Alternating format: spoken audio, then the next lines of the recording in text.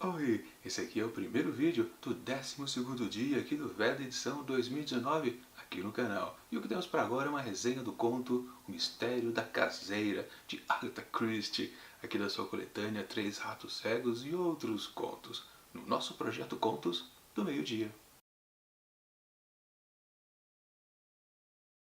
O povoado estava todo empolgado para ver a jovem rica e bela que Harry Lexton havia trazido do exterior. Havia um sentimento geral de indulgência de que Harry, jovem, perverso mandrião, tivera toda a sorte. Todos sempre se sentiram indulgentes com Harry, mesmo os donos de janelas que haviam sofrido com seu uso indiscriminado de estilingues, viam sua indignação dissipada com a abjeta expressão de pesar do jovem Harry. Assim começa, ou quase começa, essa história aqui de Agatha Christie, O Mistério da Caseira, que conta a história desse tal Harry, mas também da nossa querida Miss Marple. Sim, mais uma vez, temos essa detetive idosa, mas super inteligente. E olha só, temos uma situação bem diferente aqui. Temos uma história dentro de outra, porque esse texto que eu li para vocês não é a abertura aqui desse conto. Na verdade, é o começo de um manuscrito feito pelo médico da Miss Marple. O médico da Miss Marple, sim, ela estava levemente gripada. Foi consultar com o Sr. Hydock e ele, claro, disse para ela: não, é só uma gripe leve, mas eu tenho um remédio muito bom para você que vai ser tiro e queda e você vai ficar boa, 100%. Que é exatamente entregar para ela um enigma para ela resolver. Bom, esse enigma é justamente o manuscrito que o médico fez e é o texto que começa da maneira que eu acabei de ler para vocês. Sim, esse texto conta a história de algo, de um mistério para que Miss Marple possa solucionar. Mas antes de chegar perto desse mistério, deixa eu fazer um contexto, né? Harry, como vocês perceberam, era uma criança levada, completamente mal vista por todos ali da região onde ele morava. Bom, ele foi embora e agora volta, adulto e bem de vida, casado e traz uma bela mulher para com ele. E ele quer justamente voltar a morar na casa onde ele residia antigamente. Só que essa casa estava em maus estados e, nos últimos meses, ele mandou demolir ela e construiu uma novinha em folha, justamente para dar de presente para sua esposa. Bom, ele conhecia o local, mas ela, a esposa, não. Então, para ela, tudo aquilo ali era diferente, estranho. E, claro, ela não conseguia se relacionar com quase ninguém ali, principalmente porque havia muitas senhoras futriqueiras por ali. E, claro, muitas delas falavam: não, esse rapaz, o Lexton, não deve ter tomado jeito. Ele cresceu, sim, ficou rico, mas e daí? Ele continua, com certeza, uma pessoa de má índole. Fazer o que, né? É o mal dizer das senhoras. O problema é que é uma senhora assim que vai bater o pé com esse casalzinho da vez que construiu uma nova casa. E é justamente a caseira da antiga propriedade ali. Ela não suporta nem Lexton, nem a senhora Lexton. E sempre com aquele olhar malévolo. Mas o que vai acontecer de tudo isso, porque já que eu falei bastante coisa, eu não vou dizer, porque senão estraga a experiência de quem ainda pretende ler este conto. Minha avaliação do texto. Pois é, não tem jeito, né? Tá difícil de aparecer uma história aqui de Kill Poirot e por enquanto vamos ficando então com as desventuras de Miss Marple. E como vocês perceberam, já comentei com vocês, isso aqui é uma história dentro de outra história. Aliás, a gente pode até pensar que há uma terceira, porque é justamente o título aqui desse texto, O Mistério da Caseira. A função da caseira aqui na história é realmente complicar mais ainda a situação. Digamos, uma coisa dentro da outra. E também há uma certa curiosidade a gente perceber que agora a Miss Marple, essa pessoa super inteligente, essa senhora perspicaz, ela está na nossa posição de leitor. Afinal de contas, o médico entregou para ela um manuscrito que ele deve ter escrito baseado nas coisas reais. Ou seja, tudo o que está acontecendo aqui, o tal mistério que vai ser desvendado daqui a pouco, realmente aconteceu. Digamos que ele não inventou nada, não colocou nenhuma ficção embutida no texto. Embora tudo aquilo seja inédito para Miss Marple. Não há nenhuma menção que isso deve ter acontecido tantos anos atrás, ou já é lenda, essas coisas. Para ela é coisa inédita mesmo. Bom, claro, vocês devem estar se perguntando qual é o mistério da vez? Bom, é um assassinato.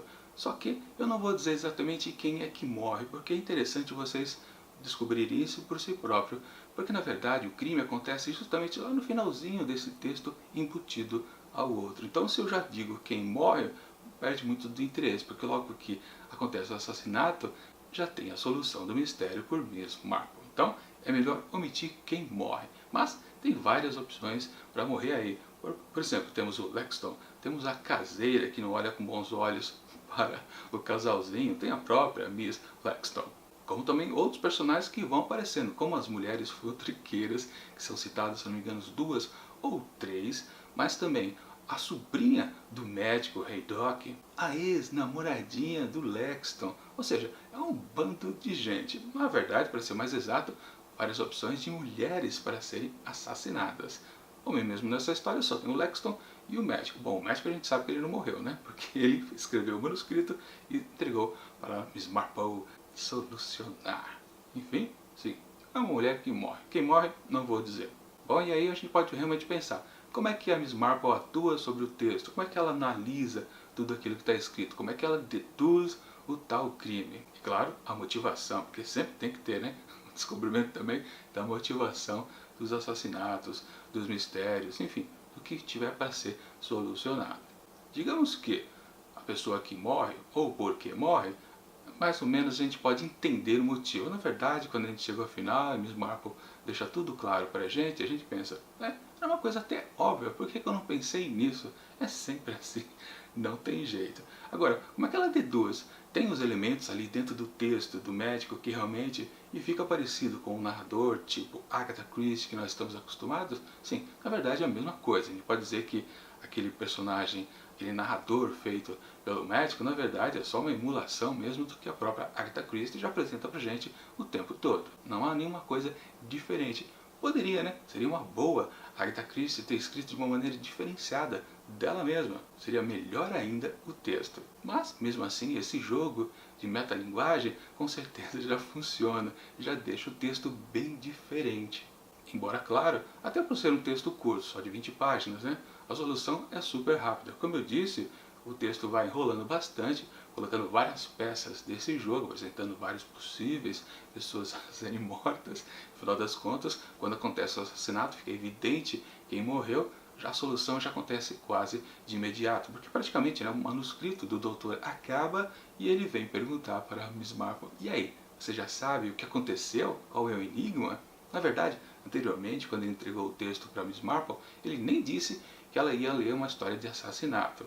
Ao final, claro, ela descobre que alguém morreu e depois ela acaba sim solucionando daquela maneira de sempre, quase no passe de mágica, pegando aqueles detalhezinhos ali no meio do texto que a gente, lógico, passa batido, nem percebe, não dá atenção.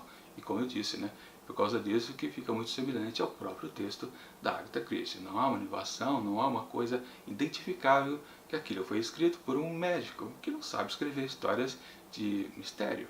Aliás, nesse ponto nem é esclarecido isso, né? Por que o médico escreveu esse manuscrito? Se é baseado em algo verdadeiro, não há nenhuma ficção ali no meio. Isso fica meio vago. Também seria interessante se tivesse uma explicação a respeito disso. Não sei, como eu disse para vocês, eu já li algumas histórias da Agatha Christie muitos séculos atrás, na verdade só o século passado, mas enfim, eu era adolescente e li bastante não, algumas coisas de que o Poirot e Miss Marple, mas do geral eu não lembro mais os contextos. Mas é como eu já comentei também, acho que no vídeo passado, as histórias de Miss Marple estão sempre localizadas ali na localidade onde ela vive. Há muitos personagens frequentes, inclusive esse médico já apareceu, mas se não me engano, em mais de um conto aqui dessa coletânea de textos da Agatha Christie. Ou seja, pode ser que em algum momento, em algum livro, em algum romance ou outros contos, a gente já saiba que esses personagens comuns, as histórias de Miss Marple, já tinham uma certa história ali. E a gente podia até deduzir que quando se passa essa história, até talvez pela sobrinha dele, do médico. Enfim, eu estou querendo dizer que eu não conheço exatamente a mitologia, ou esqueci a mitologia de Miss Marple. De qualquer forma, esse texto é bem bacana, eu me senti mais satisfeito lendo ele, mesmo que ao final você perceba que no fundo é uma história bem simples, até corriqueira. Como é que a gente não pensou nisso antes? Dá para pensar isso quando tem o desfecho desse assassinato. Enfim, texto bacana, um pouquinho melhor que os outros, e é por isso que para O Mistério da Caseira de Agatha Christie eu atribuo 4,5 asteriscos.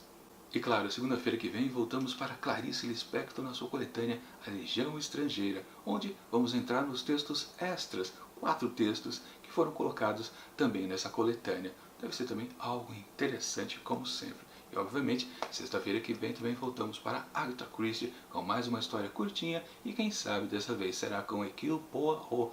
Tá na hora desse detetive belga aparecer aqui nessa coletânea. Tô com saudade, pô. Mas enquanto esses próximos vídeos não chegam, eu deixo aqui do lado dicas de outras resenhas que já aconteceram aqui dentro do projeto Contos do Meio-Dia. E tchau!